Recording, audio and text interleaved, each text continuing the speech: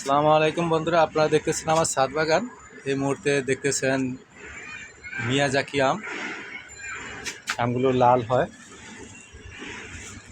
এই গাছের বৈশিষ্ট্য হলো বছরে একবারে আম আসে, প্রচুর আম আসে, কিন্তু টিকে 5 থেকে 6টা আম।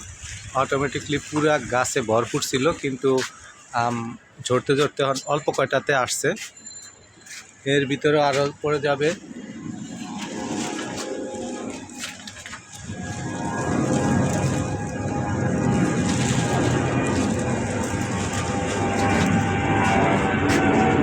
গাছটার যত আমি আসুক, শেষ পর্যন্ত 5 থেকে 6টা আম টিকে, আর টিকে না।